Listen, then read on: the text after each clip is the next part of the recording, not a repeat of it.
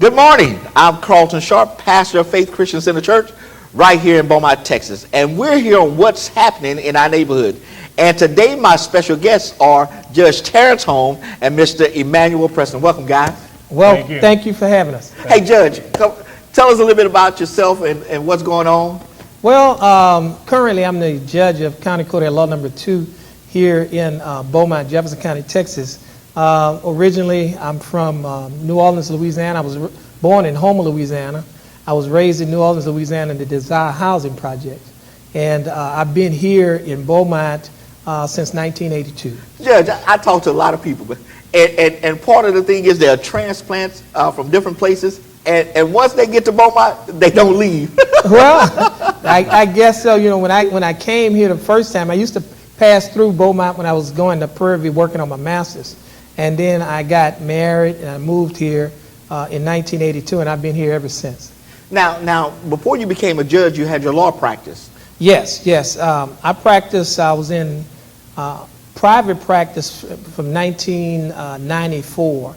And then I became part of the Beaumont Municipal Court as a judge in 2007.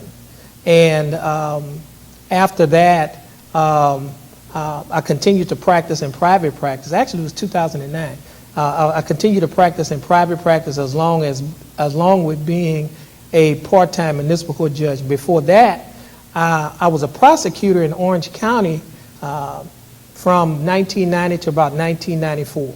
So what made you decide to run for the county judgeship court number 2?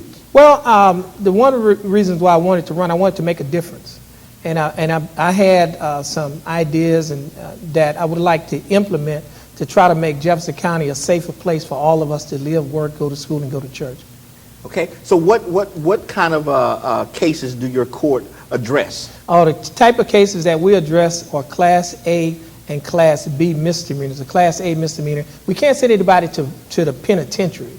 However, a person can, if convicted on a Class A misdemeanor, they could be put in the county jail for up to a year. They could be given a fine up to $4,000, or they could be given both such fine and confinement. For a Class B misdemeanor, they could be given a fine up to $2,000 and confinement up to 6 months in the county jail. Wow. Okay, now, Judge, now you're also involved in some other activities that we're going to discuss here today. So you have a drug and alcohol recovery program that we're going to talk about. So tell us some of those things, and then we'll get into each one of them in detail. Okay, well, I have what is called, I call it CSI program, which is the Community Safety Initiative. In that program, we have drug treatment for alcohol abuse. We also have mental health treatment. We also have job training and job placement, as well as services that we provide, counseling services for individuals who have been involved in family violence cases, particularly the children, because a lot of times in the family violence cases, we provide services to the victim and we provide services to the person, the perpetrator, but then you have children who are bystanders, innocent bystanders. Right. And there's a cycle of violence that we need to break. A lot of times individuals who are involved in family violence cases, you trace back, they came out of home with family violence, they witnessed family violence, and eventually they get caught up into family violence as well. And so I believe if we can, like the old folks used to say, nip it in the bud. If we can give them the training and the counseling and the skills as a young child, if they're in that environment, we may be able to break that cycle. Okay, Mr. Preston, let's talk about the mental health treatment program that's going on, that you're involved with the judge. Sure. I work for Spindletop. I'm a supervisor over recovery support services. So we interact with our mental health department as well as substance abuse. And mental health is one of those stigmas. I've been recently privileged to work with Regina Rogers on a program she has called Okay to Say. Okay to say that I have a mental health illness, because people, it's such a stigma. People don't want you to know that I have major depression, bipolar, schizophrenia, because kids, if they know it, they're gonna say you're crazy. Right. So that's a negative connotation. So what we do is we get people involved in our program. We'll have them come in for intake. We'll do an assessment. giving them an opportunity to talk to an LPC licensed professional counselor or a psychiatrist, where they can get medication to help them cope with whatever diagnosis they may have. And on top of that, they'll have a therapist. And my department, we provide recovery support services for them. So that way, when they're going to live in whatever environment they're living in, we can interact with them. We can bring them into programs that we have and allow them to come to meetings to talk about whatever issues is going on with them. And oftentimes, we don't just wait for them to come to us. We'll go into their environment, to their home or whatever, because we want to know what type of lifestyle they have, not to scrutinize, but so that we can adapt a program that will meet their needs and their personality. Well, Mr. Preston, if a family member sees another member of that family who's having some challenges with depression or schizophrenia or something like that, is there a way for them to call you and report that person so that they can get the help that they need? Yes, on my card is a crisis hotline, and I don't know it right off, but we can say yeah, we'll put it on the screen. So they can call a crisis hotline, and there's a guy named Tommy Smith who works closely with the judge. I introduced the judge to him for the mental health side. He'll dispatch one of his people to come out and assess what's going on with the person. And the other thing is, they don't not only do that. Oftentimes they'll ride around, and their primary focus is to divert people from going to jail. Right. Because oftentimes when situations get out of hand, they get locked up and no treatment is going on there. You know, and sometimes they get abused. And that's what I was just going to ask the judge, because if they're not treated, then they end up in your system. Right. And see, that's one of the things I identified in my first month on the job. We started having individuals coming in to do pleas on a case. And for example, they was pleading guilty or pleading no contest. And then a week or two later, I see the same people. They keep coming back in. And then I started noticing that, well, maybe they have some type of issue. So what I did, I partnership with the Spindletop MHMR mental health program. They have an ASAP program that Mr. Preston just basically talked about. But they'll come in, and when the individuals come into court, they'll come in and interview certain individuals. And some of those individuals already had a track record with them. Wow. Right. And so they were able to interview them, and then they'll make a treatment plan for those individuals.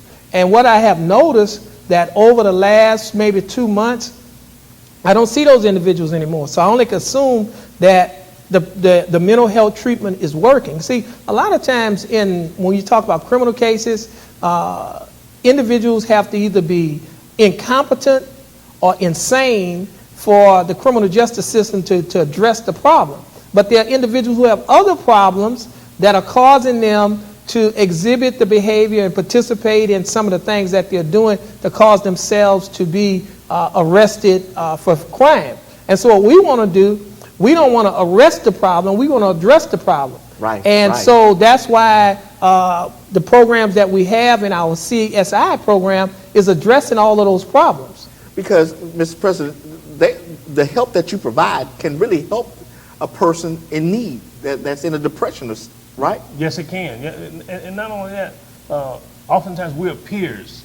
I myself had a drug problem. We have people who've had mental health problems who are now have sustained themselves. Right. And so who better to help somebody than one that has been through it. Right. So we're able to use the resources that helped us stay stable to help someone else get stable. But not only just to get stable, but to help them navigate through the systems of care that are available. Because oftentimes at Spindletop, we have like 400 employees, about 30 different departments. Wow. So much so that some of us employees didn't know what the different departments do. So we started having our own resource fair within the company. Yeah, so what do we have here? Exactly. Somebody may be next door doing anger management. We didn't know it. We were sitting somewhere else, right? So now that we have a better understanding of the service, so if we don't know it and we work for Spindletop, how much more does people in the community not know and don't knock on our doors because they don't know what in the world we're doing? And that's good to know, Mr. Preston, because there are some people who have anger management issues that Right. can be referred Right. to your MHMR to get some help. Right, right. And not only that, it goes beyond that, because although Spindletop MHMR has several different services, we collaborate Right. with a variety of other services. We meet monthly over at the Beaumont Probation Office on the adult side, and collaborate with probation, the treatment centers, and other entities that do the same type of work we do. And we put our heads together to try to develop a strategic plan on how we can better serve some of the people who come to us for service. Because what we found out was there are people who have these type of issues that go from one entity to another. Burn a bridge here to go over there, become homeless or whatever. Right. And so for us working together, now we can address some of those commonalities and see how we can better help those individuals. Okay, Judge, let's talk about the family violence counseling. I mean, you mentioned earlier about the cycle that Right. that happens, that you see. Right.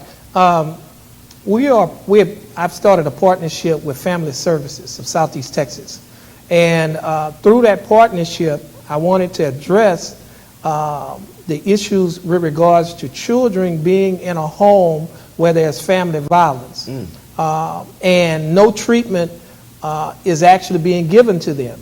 And so what I did was I partnered with them, and they have agreed, just like all of the other services that I'm talking about, free of charge.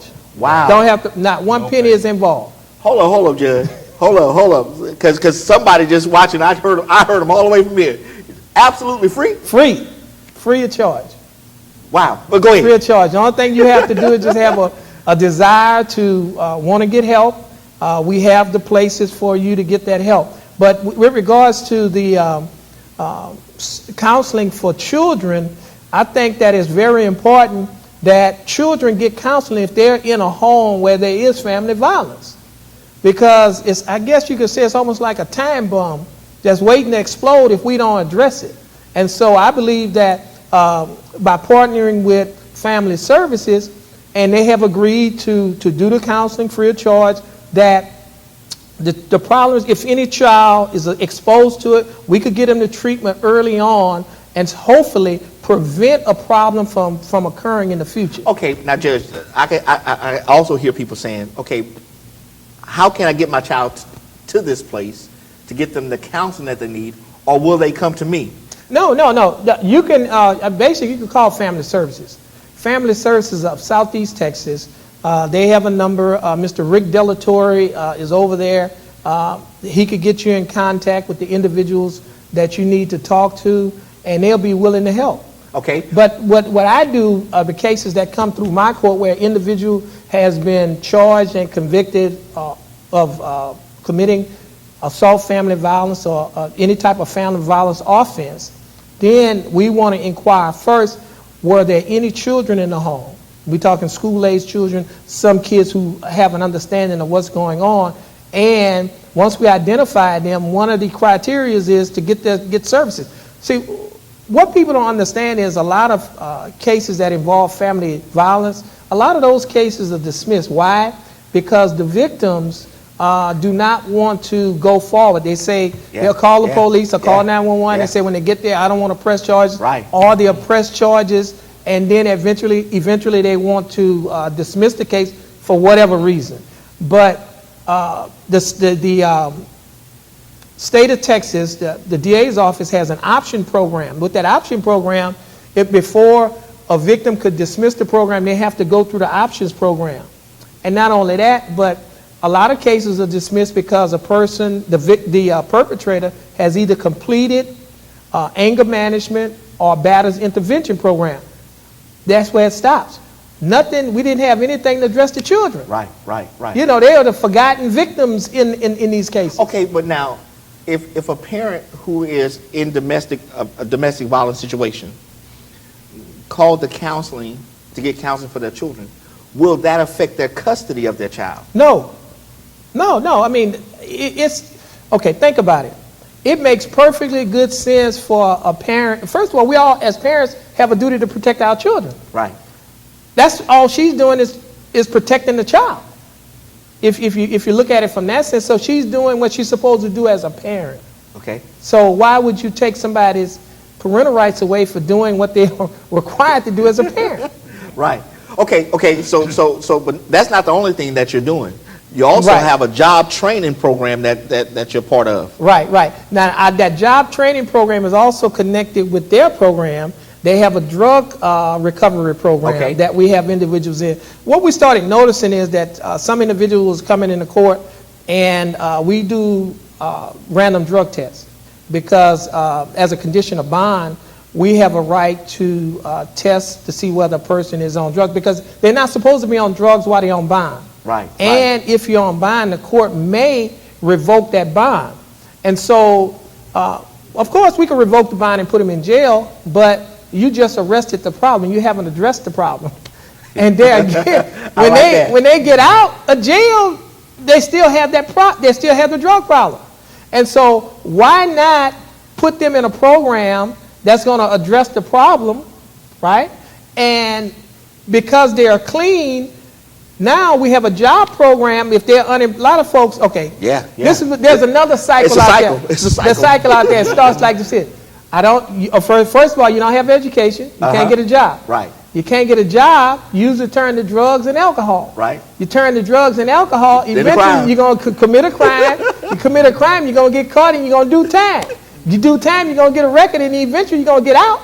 And then when you get out, you can't get a job, so you're right back in that cycle. Yep. And so what we do, we address the drug problem, and then we get them in a situation where they are healthy, and then we put them in contact with individuals who are going to provide job training, not only job training, but once you get out of that job training, which is a 12-week program with Lamar University, with CICE and GTE, then we're going to place you in a job in the chemical industry, in the maritime industry, and the hotel industry. So they're doing training in all of those industries. Okay, Judge. Now, with the job training, the drug prevention, and the job placement, again, that's free. Free. It's all free. It's all free. Wow. Yeah. You know, I had another person I was interviewing, and they were talking about how even the mindset of the community have to change. Right. Because once the person has either got themselves clean, Right. they met the criteria for their release. Right. You've trained them, Right. but because they have a record, some people won't even hire them. Right. But part of this job training program, they'll work with them on that because they have partnerships with industries and contractors and other businesses or other entities out there, and so they can work something out to get those individuals into the job market. Yeah, instead of repeating the cycle Right, over and right, over again. Right. It's a partnership that they have. And so it actually, the problems that I'm talking about, a lot of times we say, well, we got a crime, we got a crime problem. It's a community problem. Yeah. But we need the whole community to address the problem. Right. And that's the reason why we have the partnerships that we have with the different groups in the community to work to solve this problem that we have. And most of the times what happens is they want the police and the judicial system to address all of the problems. Right. And it ended up being arresting the problem, not addressing the I like that. Don't arrest the problem, address the problem. Right. And and so that's what we're trying to do. We're trying to produce productive people. If you produce productive people won't commit crimes. Right. And if they don't commit crimes, it'll be a safer community for all of us to live, work, go to school, and go to church. Okay. So let's just say that a young man has gotten out of the county jail. Right. But I want to get involved in this job training and job placement program. Right. How do I go about doing that? Well, the number that they can call for the job training and job placement is 409-880-7108. Okay.